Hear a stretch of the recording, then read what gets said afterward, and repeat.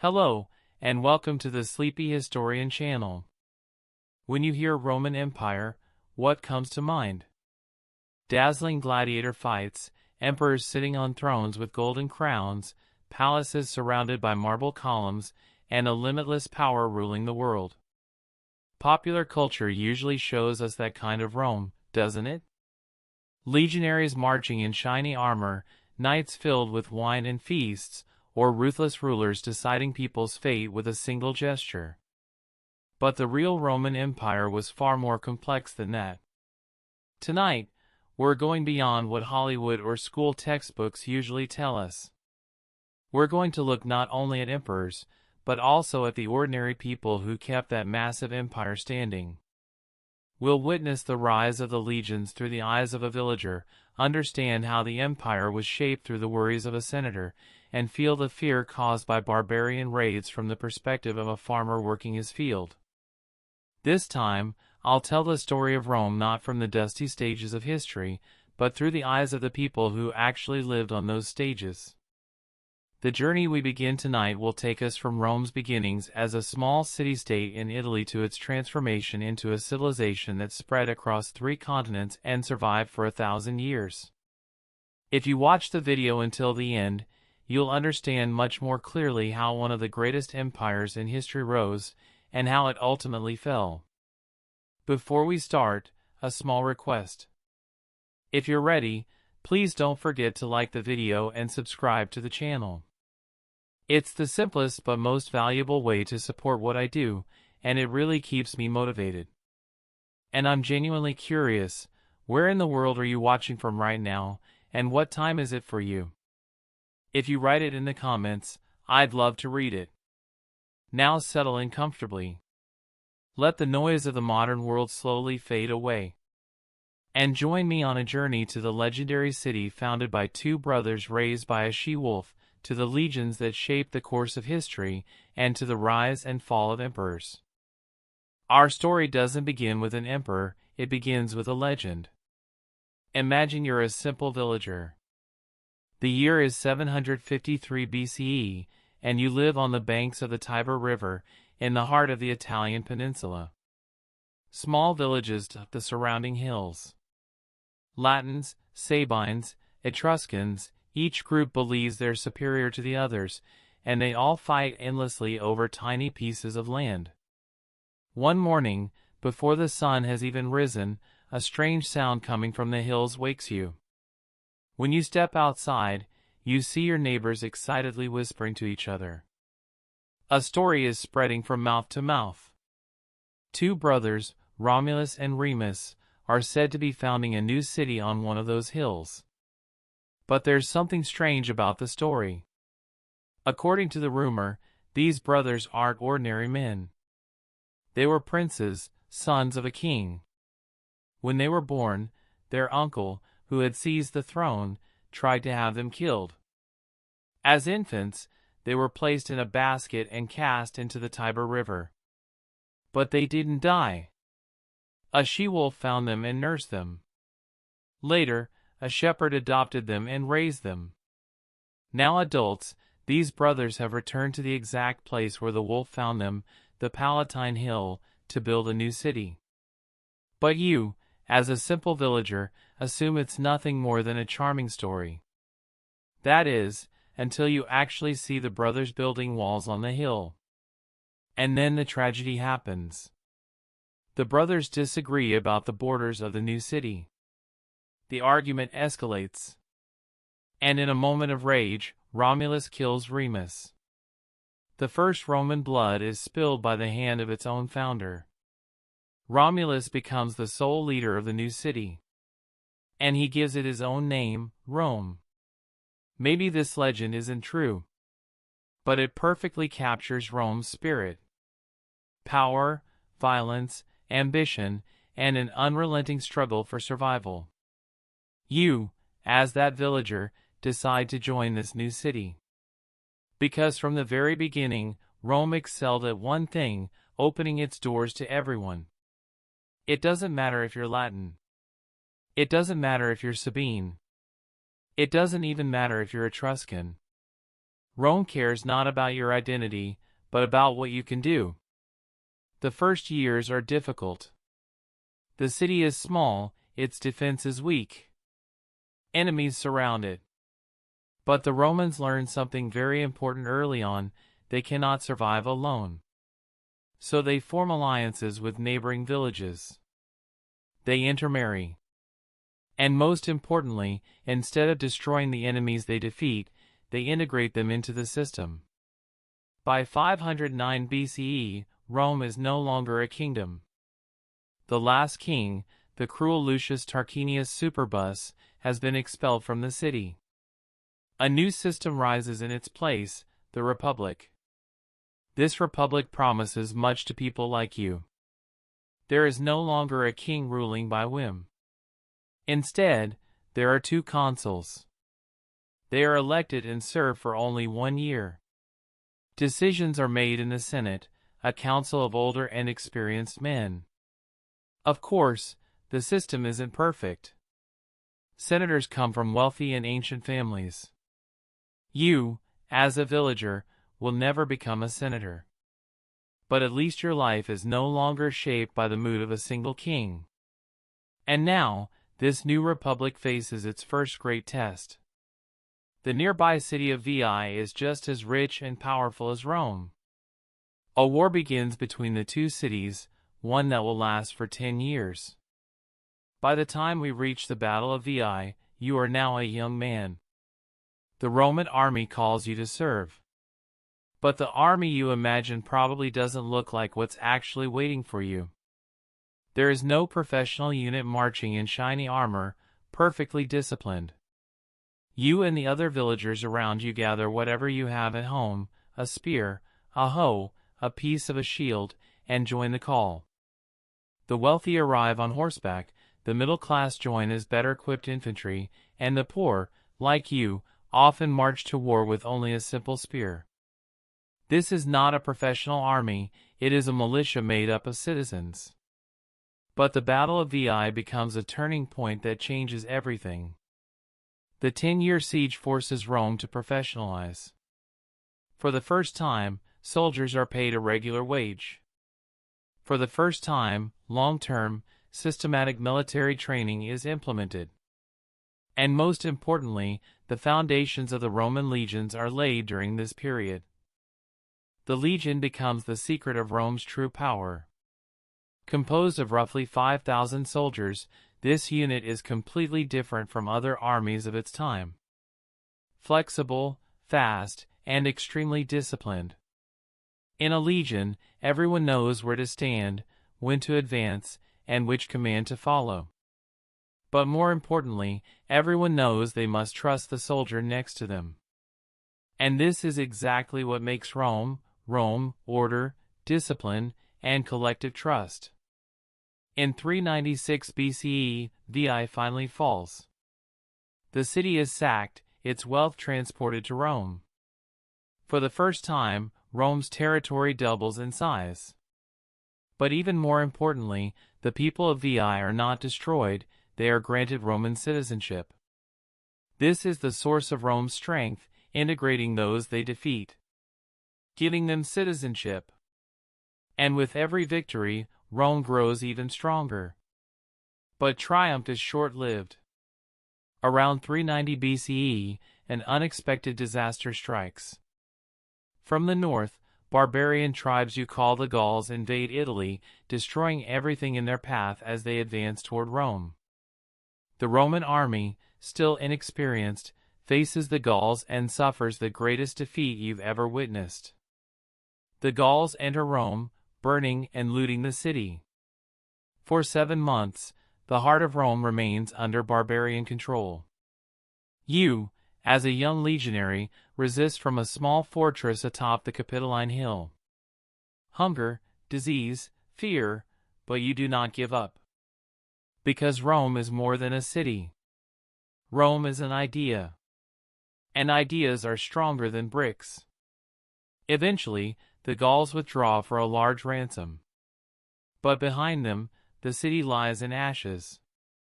Everyone believes Rome is finished. But they are wrong. Rome is not just rebuilt, it is rebuilt stronger. Thicker walls, better trained legions, tighter alliances.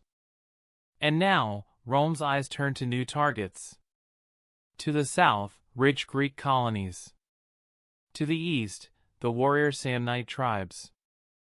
To the north, still dangerous Gallic tribes. And Rome is determined to conquer them all. From 343 to 290 BCE, for nearly 50 years, Rome fights almost non-stop. The Latin Wars, the Samnite Wars, a new enemy, a new war, every decade. But every war makes Rome stronger. Because Rome does not merely conquer, it integrates. It builds roads for the cities it defeats, grants them trade rights, and most importantly, offers them a chance, the chance to become Roman citizens. By 290 BCE, Rome is already the most powerful state in Italy. But it is not yet an empire. It is still only an Italian republic. But everything is about to change. Because in the south, one of the Greek cities, Tarentum, calls upon one of the most famous commanders in the world to defeat Rome, King Pyrrhus of Epirus.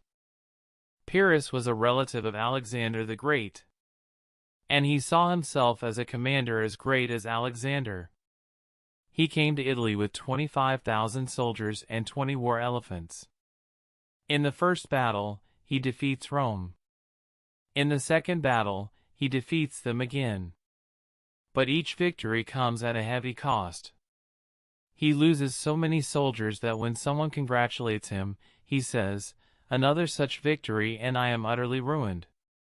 This phrase will be remembered throughout history, the Pyrrhic victory, a victory you win, but at a devastating loss. Rome, however, follows a different strategy. They lose, but they do not give up.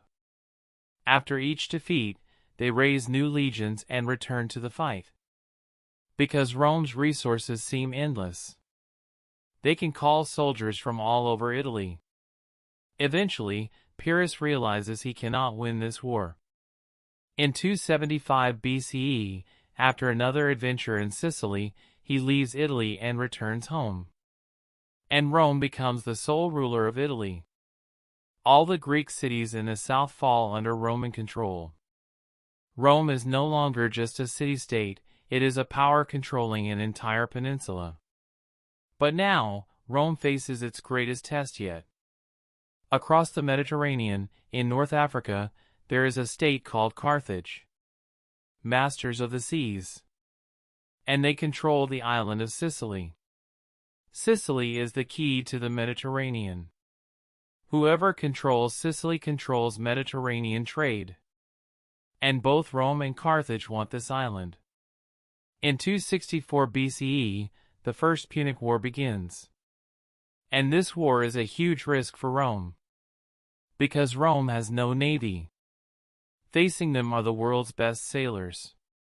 But the Romans, with their stubborn determination, set to work. They study a Carthaginian ship that has washed ashore. And they build 100 just like it. They also attach an invention to their ships called the corvus, a bridge that hooks onto enemy vessels, turning a sea battle into a land battle. And it works. In their first major naval battle, the inexperienced Roman fleet defeats Carthage.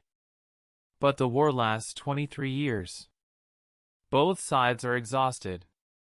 Many ships sink in storms, many soldiers die in battle. Rome loses 200 ships. Finally, in 241 BCE, peace comes. Rome gains Sicily, their first overseas territory, their first province.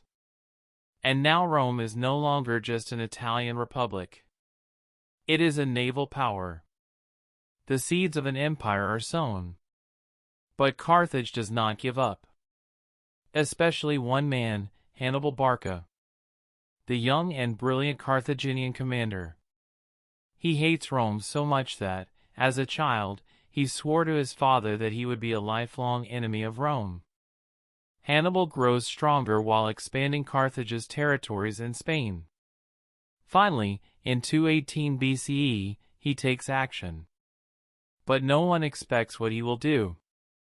With 50,000 soldiers, 9,000 cavalry, and 37 war elephants, he crosses the Alps in midwinter. He accomplishes what no one thought possible and enters northern Italy. Rome is in shock. Hannibal's army has lost many men crossing the Alps, but it is still a dangerous force. In the first encounter, he utterly destroys a small Roman force. Then he moves south. Near Lake Trasimene, he faces a large Roman army. Under the cover of fog, he sets a perfect ambush. 15,000 Roman soldiers are swallowed by the lake. Rome panics. Hannibal advances toward the capital.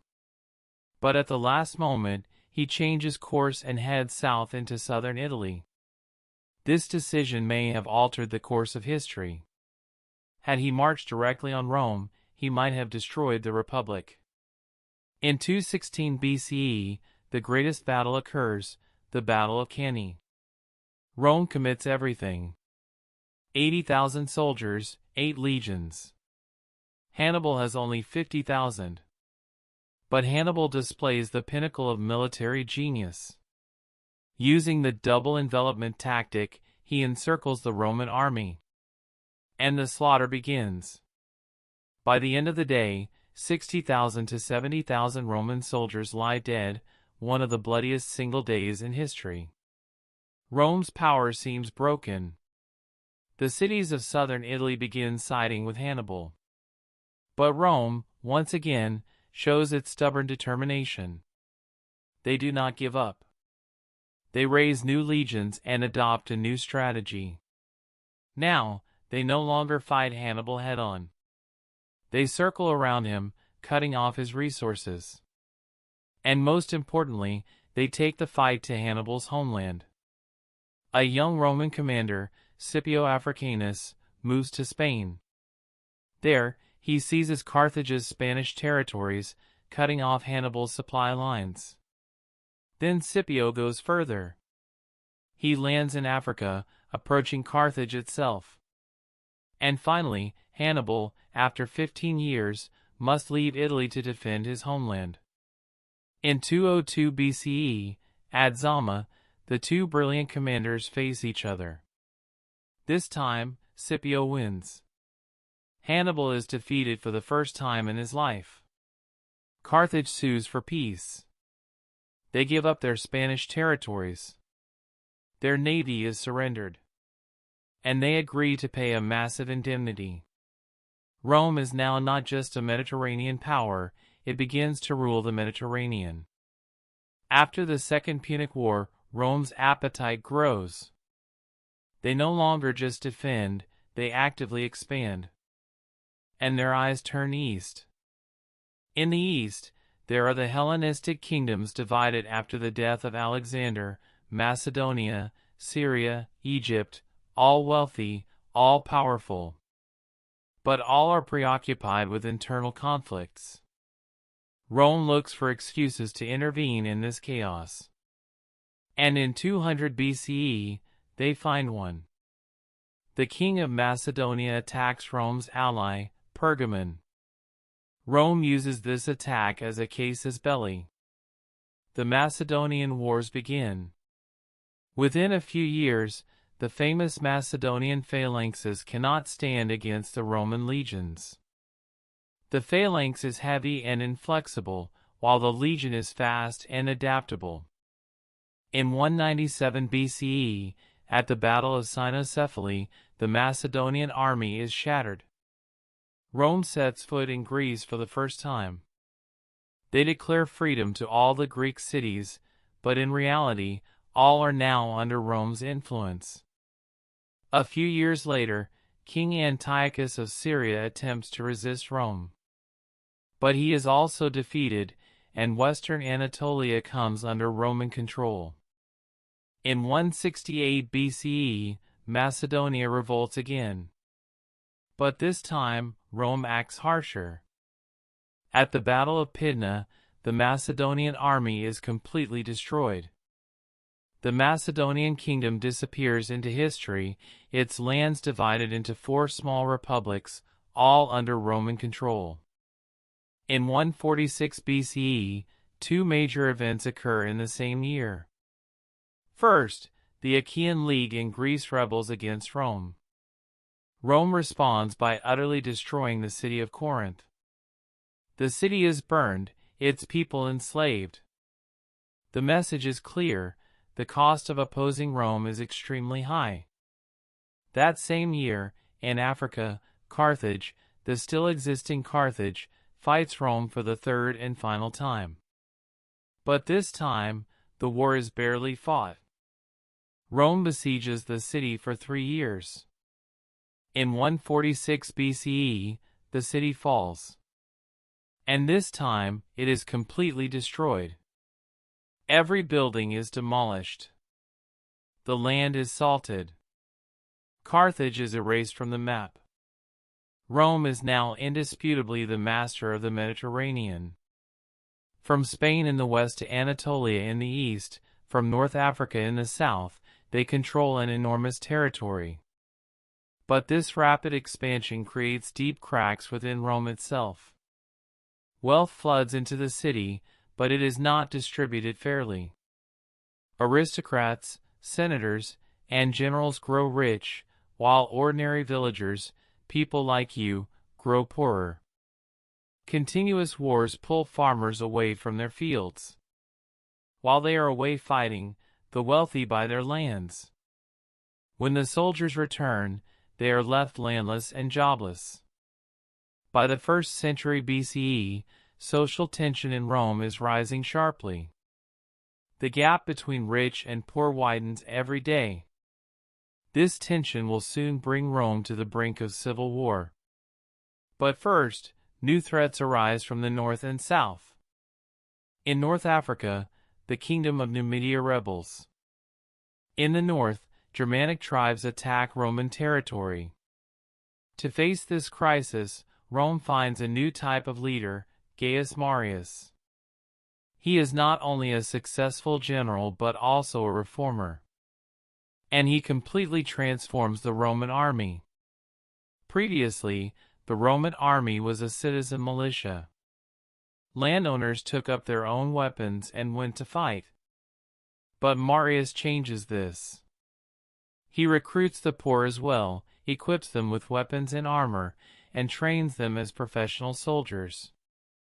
This transformation is revolutionary. Now, Rome's legions are loyal not just to Rome, but to the general who pays them. This will later cause major problems. But for now, it makes Rome much stronger. Marius defeats Numidia. Then, when he moves north and repels the Germanic tribes attacking Rome's borders, he becomes Rome's savior. But now, another figure steps onto the stage, Sulla. Marius' rival, another general. And between them begins Rome's first major civil war. In 88 BCE, in the east, King Mithridates of Pontus revolts against Rome and slaughters 80,000 Romans. Rome must send an army to suppress the rebellion. But who will command it? The Senate chooses Sulla. But the popular assembly elects Marius. And Sulla refuses to accept this. For the first time in history, a Roman general marches his own army against his city. When he enters Rome, he eliminates his rivals. Marius is forced to flee. And Sulla declares himself dictator. In Rome, the dictatorship was actually a legal office, temporary, chosen for 6 months during crises. But Sulla breaks this rule. He remains dictator indefinitely and systematically kills his opponents. He publishes proscription lists. Anyone on the list could be killed without penalty. For the first time in 1,000 years, the tradition of the Republic is violated so severely. Ironically, in 79 BCE, Sulla voluntarily resigns his power. He steps down from the dictatorship of his own accord. A year later, he dies. The legacy he leaves is profound. if a general amasses enough power, he can override the republic. And no one can stop him. 3 men learn this lesson well, and they will determine Rome's fate: Pompey, Crassus, and Julius Caesar. Pompey, the famous general who defeated Mithridates in the East. Crassus, the wealthiest man in Rome, known for his immense riches. Caesar, still a young politician, but extremely ambitious. In 60 BCE, the 3 men form a secret agreement. Known in history as the First Triumvirate, they divide control of Rome among themselves. Officially, the Republic still exists, but in reality, the 3 men rule.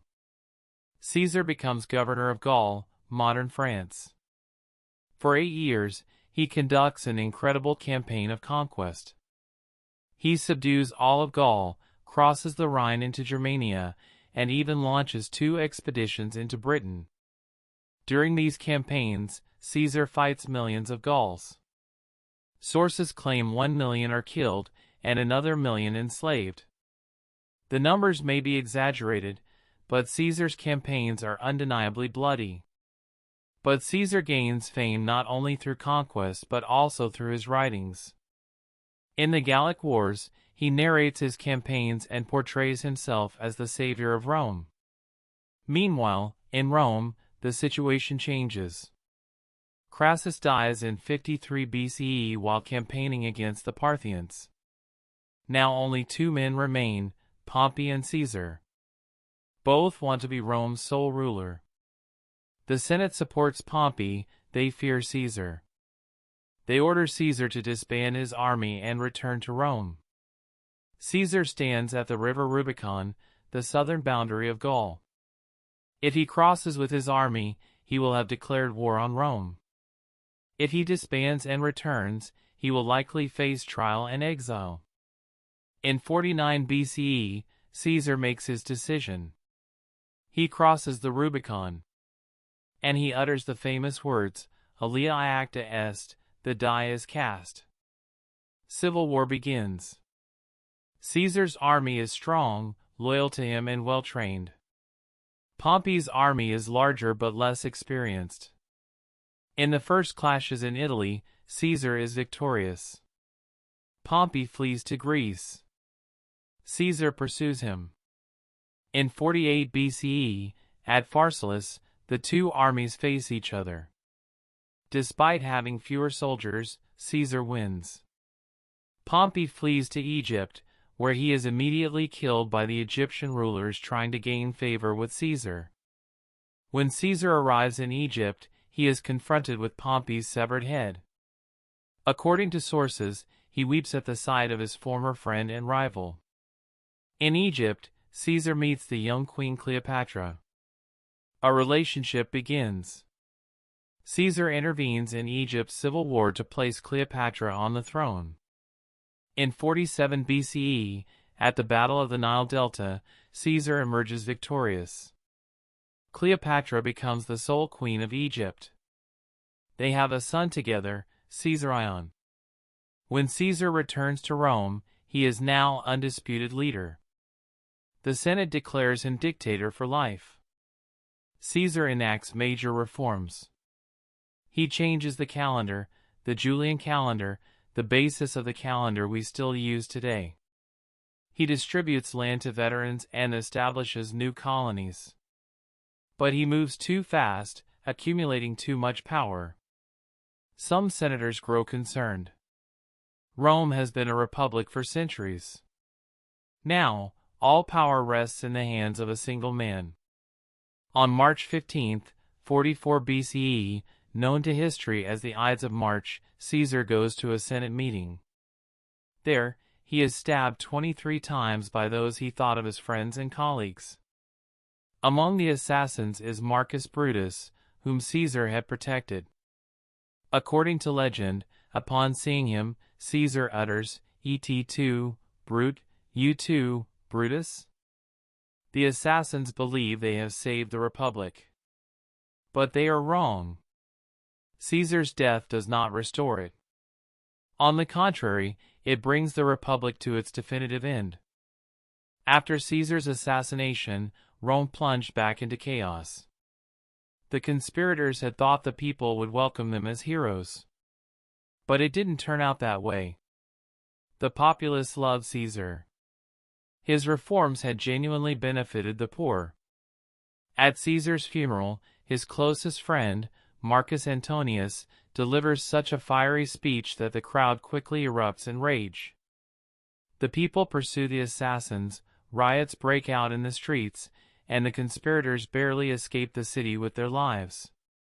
Amid this turmoil, an unexpected figure emerges, a young man just 18 years old.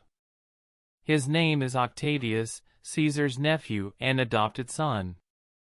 Moreover, Caesar had left his entire inheritance to him in his will. At first, no one takes this young man seriously.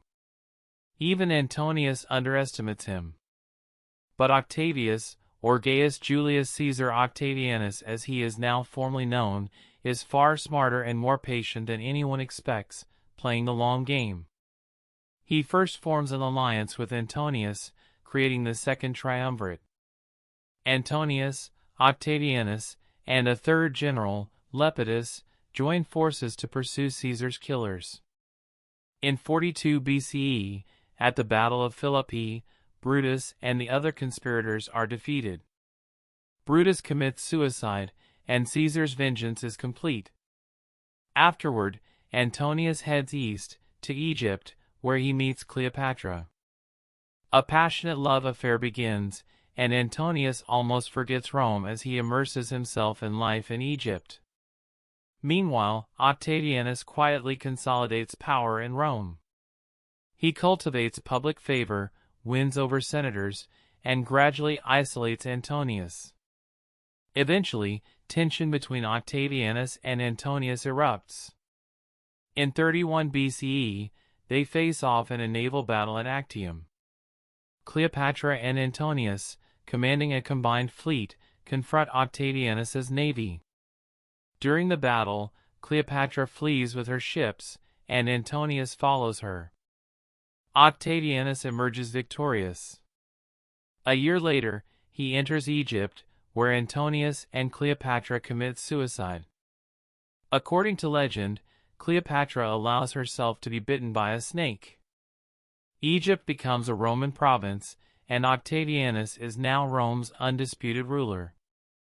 In 27 BCE, he goes to the Senate and, to everyone's astonishment, formally returns all his powers. He renounces dictatorship, a clever political move. The Senate, grateful, grants him a new name, Augustus, the Revered. They also acknowledge him as princeps, first citizen, and imperator, commander. Officially, the republic still exists, but in practice, Augustus is the sole ruler. He controls the army, governs the provinces, and the Senate becomes a body that approves his will. Historians mark 27 BCE as the beginning of the Roman Empire, as this is when true one-man rule starts. Augustus rules Rome for 41 years. During this period, Rome enters its golden age, the Pax Romana, a 200-year era of peace and prosperity. Augustus boasts, "I found Rome a city of bricks and left it a city of marble." Indeed, Rome's grandest structures are built under his reign. Augustus is also known for military reforms, perfecting the professional army system begun by Marius. He establishes permanent legionary camps along the frontiers and strengthens borders. In the west, he fully conquers northern Spain and the Alps, adding them as Roman provinces. In the north, he secures the Rhine and Danube rivers as boundaries. But a major disaster occurs in the north. In 9 CE, in the Teutoburg forest, Germanic tribes ambushed 3 Roman legions, killing 20,000 soldiers. The legionary standards fall into enemy hands. Upon hearing this, Augustus reportedly hits his head against the wall, shouting, "Varus, give me back my legions." This defeat ends his plans for Germanic expansion, and the Rhine becomes the permanent frontier. In the east, Augustus prefers diplomacy, making peace with the Parthians rather than waging war, and recognizing Armenia as a buffer state. In 14 CE, Augustus grows old and falls ill. With his own sons and grandsons deceased, he designates his stepson Tiberius as heir. Augustus dies on August 19, 14 CE, at age 76. His final words are theatrical: "Have I played the game well?" as if his life were a performance. After his death, the Senate deifies him. He becomes Divus Augustus, the god Augustus. From then on, each emperor is deified after death. Tiberius ascends the throne. Unlike Augustus, he is suspicious and paranoid. He moves the capital from Rome to the island of Capri, ruling the empire from a distance. His reign is politically fraught with conspiracies and trials, but militarily stable, with secure borders and a strong economy. Tiberius dies in 37 CE. He is succeeded by his young and popular nephew, Caligula. His first 6 months are well received, with public games and good relations with the people. However, after an illness, he behaves erratically, showing paranoia and cruelty. Famous anecdotes include proposing to make his horse a senator and ordering his army to collect seashells as trophies dedicated to Neptune. These stories, possibly exaggerated, illustrate his madness. In 41 CE, Caligula is assassinated by his own guard. His wife and child are also killed. The guards then find his uncle Claudius hiding in the palace. Claudius, a lame and stuttering man long overshadowed by his family, is declared emperor. Surprisingly, Claudius proves to be an effective ruler. In 43 CE, he launches a major campaign in Britain, conquering southern territories and marking Rome's first expansion beyond the Atlantic. He also fully annexes Thrace, modern Bulgaria. The empire approaches its maximum territorial extent. Claudius's personal life is complicated. He marries 4 times, and his 4th wife, Agrippina, schemes to place her son Nero on the throne. In 54 CE, Claudius is poisoned, allegedly by Agrippina with toxic mushrooms. Nero becomes emperor at 16. In his early years, guided by advisors, he governs reasonably. But later, he becomes obsessed with arts and spectacles, performing publicly as a singer and charioteer, considered humiliating for an emperor. In 64 CE, a great fire devastates much of Rome. Nero reportedly seizes the opportunity to redesign the city, but the populace suspects him of starting the fire. To deflect blame, he targets a new religious group, the Christians, beginning the first large-scale persecutions. Christians are fed to beasts or crucified in arenas. Eventually, Nero's tyranny backfires.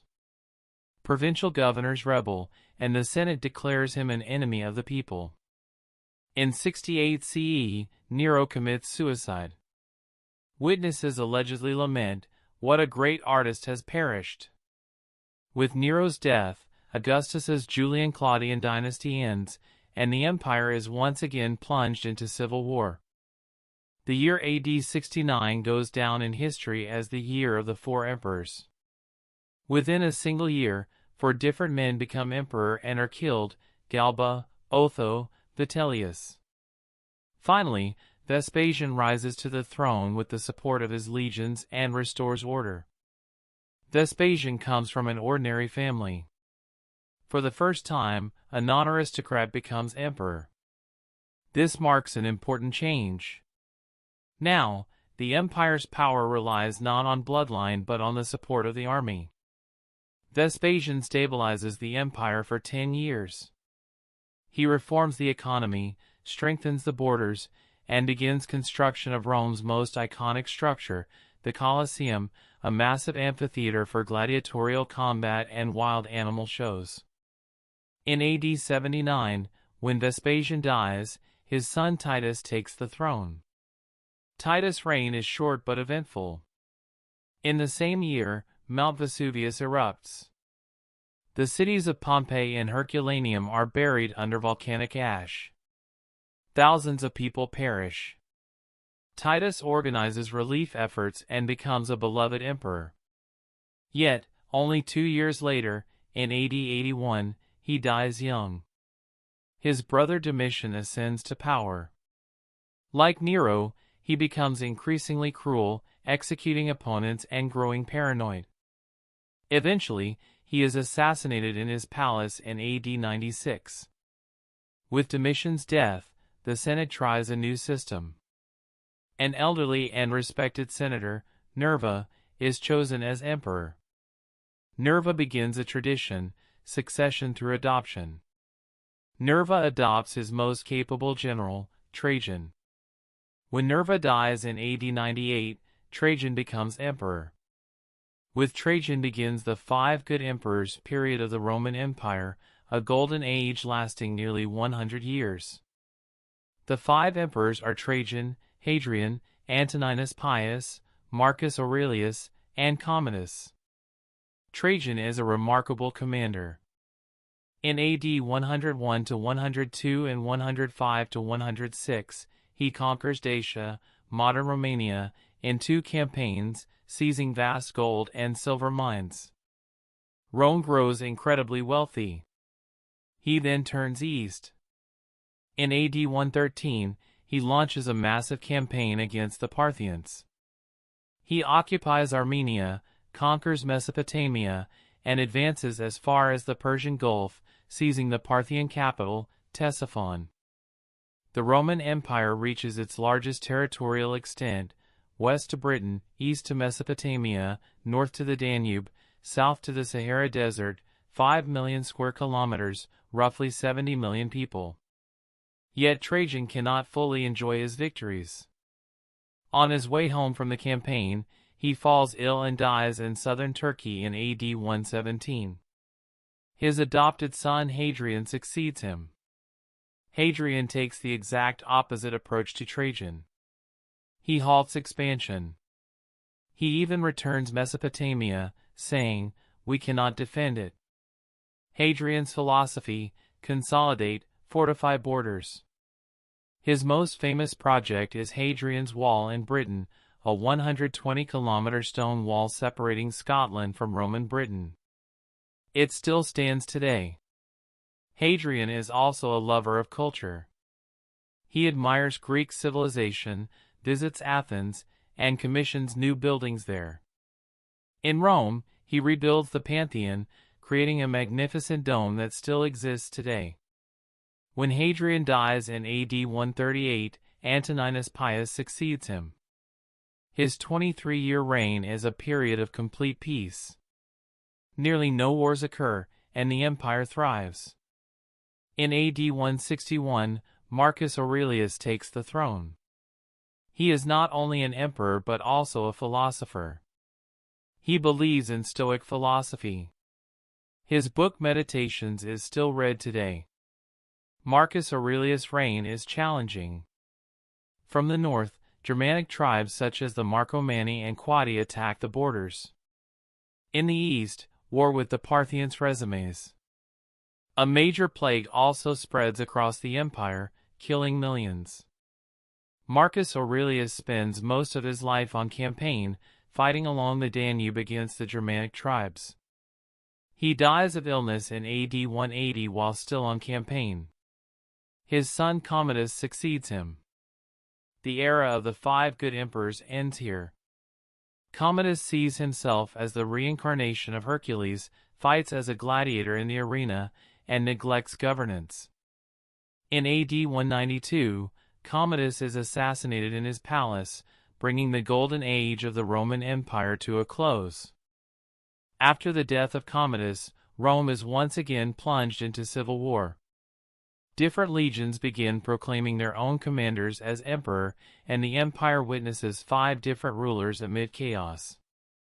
In the end, an African-born general named Septimius Severus defeats all his rivals and takes power. Thus begins a new era in Rome, the Severan dynasty. Severus places great importance on the soldiers. He increases their pay and grants privileges. He advises his sons, enrich the soldiers, care nothing for the rest. This philosophy will shape Rome's fate because now the true power of the empire lies in the army. Severus launches a major campaign in Britain, aiming to fully conquer Scotland.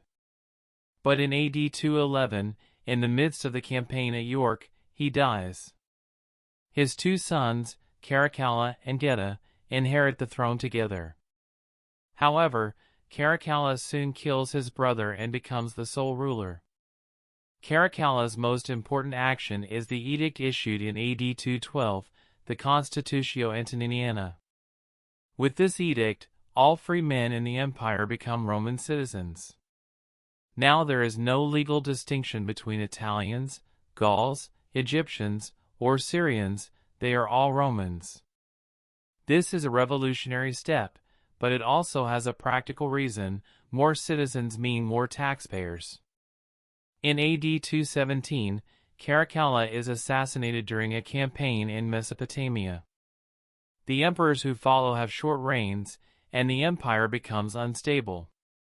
By AD 235, with the death of the last Severan emperor, Rome enters the crisis of the 3rd century. Over 50 years, more than 50 emperors take the throne. Most are killed within months or a few years. The borders collapse. In the north, Germanic tribes enter Gaul and even Italy. In the east, a new power rises, the Sasanian Empire. Replacing the Parthians, this empire is much more aggressive.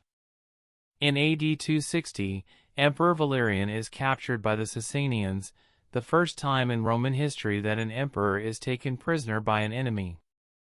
Meanwhile, the empire fragments. In Gaul, a general declares himself emperor, establishing the Gallic Empire. In Syria, Queen Zenobia of Palmyra declares her own independent kingdom. By the 270s, Rome is divided into 3 parts: the Central Empire, the Gallic Empire, and the Palmyrene Kingdom.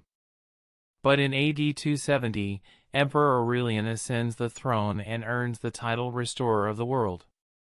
Within 5 years, he reconquers both the Gallic Empire and Palmyra, reuniting the empire. Yet the crisis is not fully over.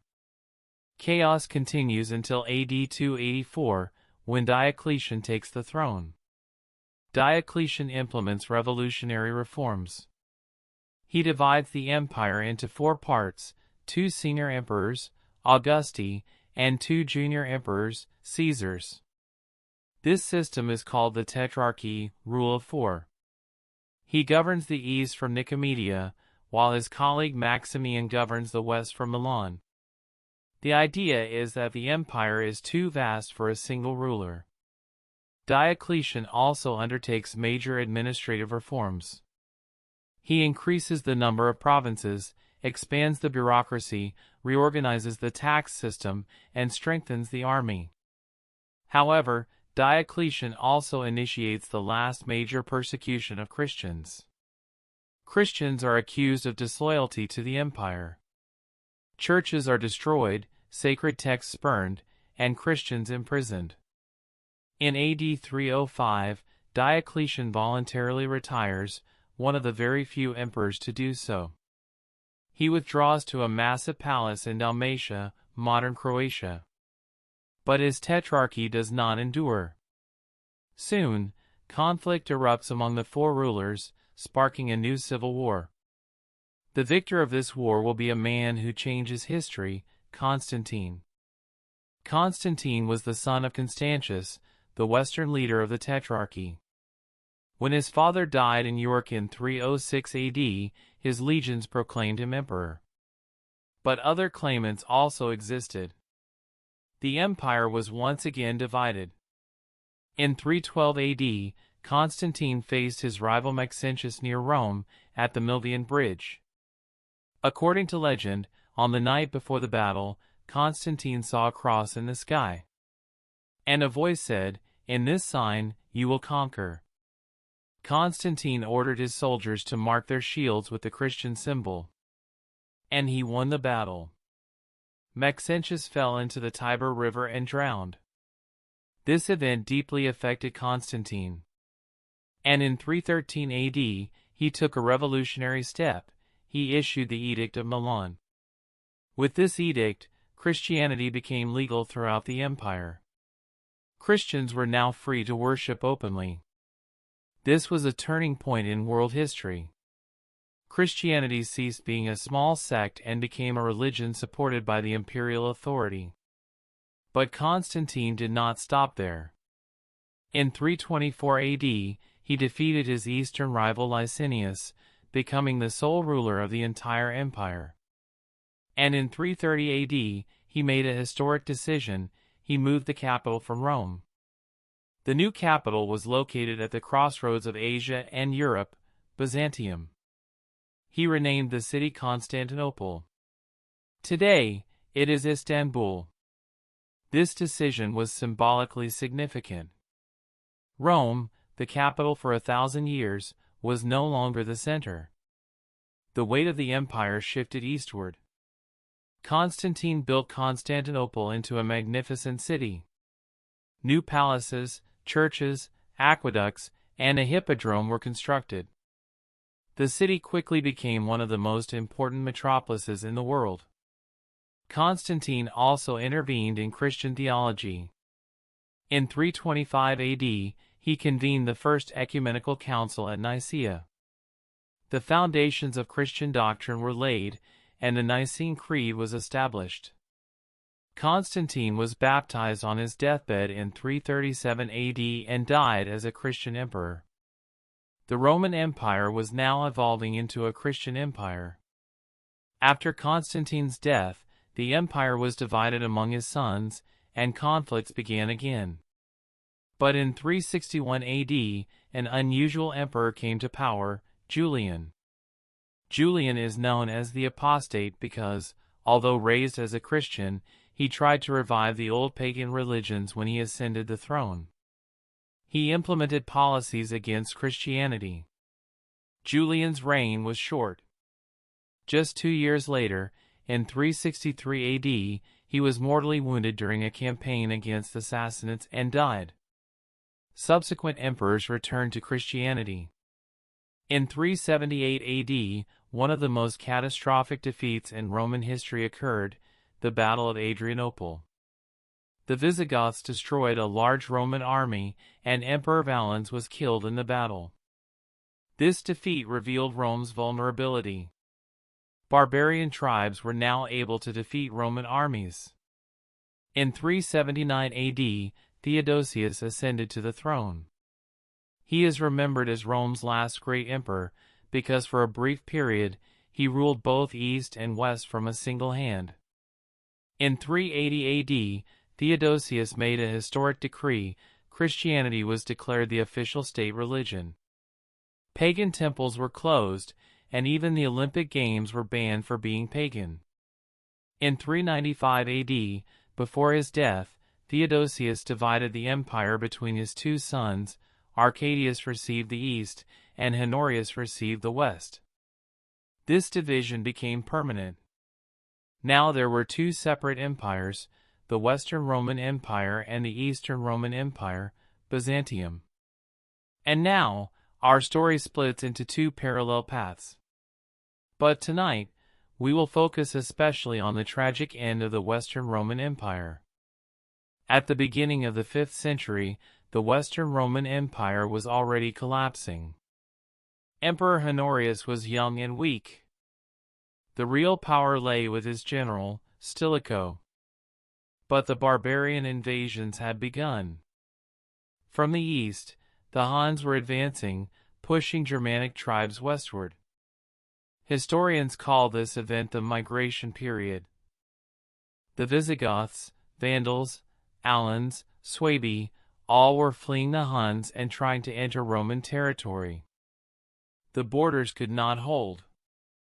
In 406 AD, the Rhine River froze. Tens of thousands of barbarians crossed over the ice into Gaul. The Roman legions could not stop them. In 410 AD, a world-changing event occurred. Alaric, king of the Visigoths, entered Rome with his army and sacked the city for 3 days. For the first time in 800 years, Rome had been captured by a foreign army. The shockwave spread throughout the known world. St. Augustine wrote The City of God, questioning why Christian Rome could be plundered. But the true catastrophe was yet to come. In North Africa, the Vandals established a kingdom. In 429 AD, under King Genseric, the Vandals crossed from Spain into Africa, and in 439 AD, they captured Carthage. Now the Vandals had a powerful navy and began to terrorize the Mediterranean. Sicily, Sardinia, Corsica, all fell under Vandal control. In Gaul, the Visigoths established their kingdom. In Spain, the Suebi and Visigoths divided the land. In Britain, the Roman legions had withdrawn, and Saxons, Angles, and Jutes settled the island. The Western Roman Empire was now confined to Italy and a small part of Gaul. By 450 AD, the most fearsome force of the era appeared, Attila and the Huns. Attila was a relentless commander. Cities surrendered before his army. The saying, "Where my horse passes, no grass grows," was attributed to him. In 451 AD, Attila entered Gaul. The Romans, desperate, allied with their former enemies, the Visigoths. On the Catalonian plains, one of history's largest battles took place. Tens of thousands of people died. But in the end, Attila was forced to retreat. Rome had won its last great victory. A year later, Attila directly invaded Italy. Cities were burned. Aquileia was completely destroyed. Attila advanced toward Rome. Then, miraculously, he stopped. Historians suggest disease and famine in his army forced his return. Christian legends say Pope Leo met with Attila and persuaded him to turn back. In 453 AD, Attila died on his wedding night. The Hunnic Empire disintegrated. But the Roman Empire was now on its deathbed. In 455 AD, the Vandals landed in Italy and sacked Rome for 2 weeks. Worse than Alaric's sack, palaces, churches, and homes were looted. The term vandalism originates from this event. By now, the Western Roman Empire was a ghost. After 461 AD, the emperors were mere puppets. Real power was in the hands of barbarian generals. In 476 AD, a Germanic general, Odoacer, deposed the last emperor, Romulus Augustulus. The child emperor was sent to a villa in Italy with a pension. Odoacer declared himself king of Italy, but not Roman emperor. He sought recognition from the Eastern Emperor Zeno as the patrician of Italy. Thus, in 476 AD, the Western Roman Empire officially came to an end. A civilization that had lasted 1,229 years quietly vanished. But the story does not end here. The Eastern Roman Empire will survive as the Byzantine Empire for another 1,000 years. The Eastern Roman Empire remained strong even after the fall of the West. Its capital, Constantinople, is the richest city in the world, dominating Eastern trade. Despite wars with the Sasanian Empire, it endures. In 527 AD, perhaps the greatest emperor of the Eastern Roman Empire ascends the throne, Justinian. Justinian has a dream, to reclaim the lost Western territories and reunite the Roman Empire. And under the leadership of the incredible General Belisarius, he succeeds, partially. In 533 AD, he destroys the Vandal kingdom and retakes North Africa. Then he campaigns in Italy. By 552 AD, he eliminates the Ostrogothic kingdom and conquers all of Italy, even reclaiming parts of southern Spain. The Justinian era represents the last great expansion of the Eastern Roman Empire. The empire nearly regains the Mediterranean dominance of Old Rome. But Justinian is not only famous for conquests, he is also renowned for law. He codifies Roman law into the Corpus Juris Civilis, the body of civil law. This code will form the foundation of modern European law. He also commissions magnificent constructions. Hagia Sophia is built during his reign, destined to remain the world's largest cathedral for 1,000 years. However, Justinian's conquests come at a cost. The treasury is drained, and in the 540s, a great plague strikes the empire. The Justinian plague kills millions. Justinian dies in 565 AD. After him, the empire gradually begins to contract. By the 7th century, a new and powerful enemy rises before the Eastern Roman Empire, Islam. After the death of Prophet Muhammad in 632 AD, the Arab conquests begin. Muslims expand at incredible speed.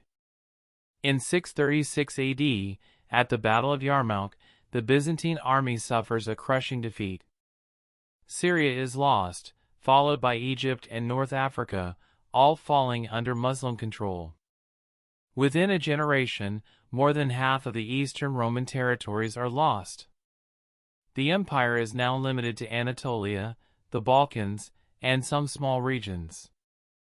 Between 674 to 678 AD, the Muslims besiege Constantinople. But the city defends itself using a secret weapon called Greek fire. This incendiary weapon burns on water and destroys the Arab fleet, forcing the siege to fail. During the 8th century, the Eastern Roman Empire fights for survival. In the west, Italy is lost to the Lombards. In the east, constant border wars are fought against the Muslims. But in the 9th and 10th centuries, Byzantium experiences a renaissance. Under the Macedonian dynasty, it regains strength, defeats the Bulgarians, and achieves victories against Muslim forces. By 1025 AD, under Basil II, the Bulgar slayer, Byzantium enjoys its final golden age, reclaiming much of the Balkans. But by the mid-11th century, a new threat arises from the east, the Turks. The Seljuk Turks, coming from Central Asia, rapidly spread into Anatolia.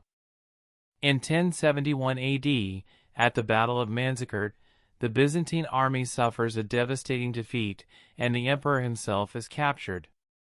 After this battle, the gates of Anatolia open to the Turks, and slowly the entire region fills with Turkish principalities. Byzantium continues to shrink, but it survives. In the 12th century, under the Komnenos dynasty, it regains some strength, even attempting to use the Crusaders to reconquer the Holy Lands. However, in 1204 AD, a terrible betrayal occurs. The Fourth Crusade, instead of targeting Muslims, turns on Constantinople. The Crusaders pillage the Christian city, looting churches, palaces, and libraries. Centuries-old treasures are carried to the west. The Byzantine Empire falls, replaced by the Latin Empire. But the Byzantines establish an exiled empire in Nicaea. In 1261 AD, Nicaean Emperor Michael VIII recaptures Constantinople. Byzantium is restored but no longer as powerful, now a small and weak state. By the 14th century, a new and final threat emerges, the Ottomans. The small principality founded by Osman Bey grows rapidly. In 1326 AD, Bursa falls, in 1337, Nicaea, in 1354, Gallipoli. One by one, Byzantine cities are conquered. By 1453 AD, the Byzantine Empire is reduced to Constantinople alone, an island within Ottoman territory. On April 7, 1453, the young Sultan Mehmed II besieges the city with 80,000 soldiers and massive cannons. Defending Emperor Constantine XI has only 7,000 troops. After a 53-day siege, on May 29, 1453, Ottoman forces breach the walls. The last Byzantine emperor dies fighting on the ramparts. Constantinople falls. Hagia Sophia is converted into a mosque. The 1,000-year Eastern Roman Empire disappears into history. The story of Rome finally ends, 2,206 years after its beginning. And now, as we reach the end of this long journey, let us ask this question: why is Rome important? Why, thousands of years later, are we still talking about this empire? Because Rome was not just a state. It was a civilization, an idea, a system. Rome's legal system is still in use today. Constitutions, courts, the concept of citizenship, all of these come from Rome. Rome's architecture still stands. The Colosseum, the Pantheon, aqueducts, marvels of engineering. Concrete, arches, domes, inventions of the Romans. Rome's language, Latin, was the language of science and diplomacy in Europe for centuries. Even today, Italian, French, Spanish, Portuguese, Romanian, all are derived from Latin. Half of the English language has Latin roots. Rome's road network formed the backbone of Europe. All roads lead to Rome was no empty saying. Rome's army established standards of discipline and organization. The legion system was the ancestor of modern armies. But perhaps most importantly, Rome spread Christianity. Constantine's conversion changed the destiny of Europe. Today's Western civilization is a synthesis of Rome and Christianity. After Rome's fall, Europe entered what some call the Dark Ages. But in truth, Rome's legacy never died. Manuscripts were preserved in monasteries. Greek-Roman wisdom continued in Byzantium. Roman philosophers were translated in the Islamic world. And during the Renaissance, Europe rediscovered Rome. The rebirth, the revival of Rome. Even today, we still live within Rome. Our calendar continues the Julian calendar. Our legal systems derive from Roman law. Our political systems retain concepts such as republic, senate, and dictator. The United States even sees itself as the new Rome. Its capital, Washington, D.C., imitates Roman architecture. The Capitol building is inspired by the Pantheon. Senators, consuls, the concepts are the same. Rome is still alive. In its ideas, its institutions, its language, its legacy. And perhaps the most important lesson is this: no empire lasts forever. Rome endured for over 1,000 years. But in the end, it too fell. The reasons for its fall are still debated. Overexpansion? Barbarian invasions? Internal decay? Economic crisis? Lack of leadership? Christianity? Probably all of these. But what Rome taught us is this. First, the power of integration. Rome did not destroy the peoples it conquered. It incorporated them into the system. It granted Roman citizenship. And this strengthened it. Second, rule of law. Rome's power was not just in its army. It was in its justice system, its laws, its predictability. Third, adaptation. Rome constantly changed. From monarchy to republic, from republic to empire. From paganism to Christianity. And each time, it survived. Fourth, infrastructure. Rome did not merely conquer. It built roads, aqueducts, and cities. It brought civilization. Fifth, cultural legacy. Rome preserved and spread Greek philosophy and art. It established libraries. It supported science. And perhaps the most important lesson of all, no power is eternal. B. And now, dear traveler, we reach the end of this long night journey. Together, we have crossed 2,200 years. We have witnessed how Rome, once a tiny city-state, transformed into an empire spanning 3 continents. We saw the birth of the Republic, the rise of dictatorships, great victories and devastating disasters.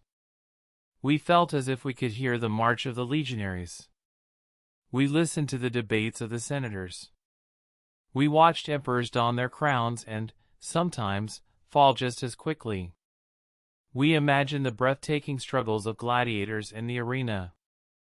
And finally, we witnessed together the fall of the last wall, the final emperor quietly withdrawing from the stage, the dignified closure of a civilization that lasted 1,000 years. Rome is no more. But its legacy will endure forever. Thank you very much for listening to this long story. I hope it has been not only a history lesson but also a peaceful night journey for you. If you enjoyed this video, please press the like button and subscribe to the channel. This gives me the greatest support to create more historical stories in the future. And I would love to hear from you in the comments. Which historical topics should we explore in the next episode? The Ottoman Empire? The Mongol Empire? Ancient Egypt? You decide, and I will prepare it. Now, slowly close your eyes. Take deep breaths. Forget the noise of the modern world. Imagine yourself in a Roman villa, lying on a marble bed. Outside, the waves of the Mediterranean lap against the shore. In the distance, the bells of a goat herd tinkle. The night air smells of laurel and myrtle. Above you, an endless starry sky. The same sky Augustus gazed upon 2,000 years ago. The same stars that Caesar, Marcus Aurelius, and Constantine saw. History flows like a river. And we are but small leaves on that river. We float for a while, and then we pass on. But the river continues to flow forever. Rome came and went. You will go, I will go, one day. But stories remain. Memories remain. The magnificent adventure of human civilization remains. And now, may your story be a restful sleep. Wander through the dreams of Rome. Walk among the legions. Stroll through the Forum. Look up at the dome of the Pantheon. See the walls of Constantinople. And when you wake in the morning, return to your modern world. But carry a piece of Rome within you. Because the legacy of Rome lives in all of us. Good night. Or, as the Romans said, bona nox. And with Augustus' words, did you enjoy the show? I hope you did. Now sleep. Deep, peaceful sleep. Under the shadow of Rome, in the embrace of history. And tomorrow, a new day, a new story awaits. But tonight belongs to Rome. Good night, dear traveler.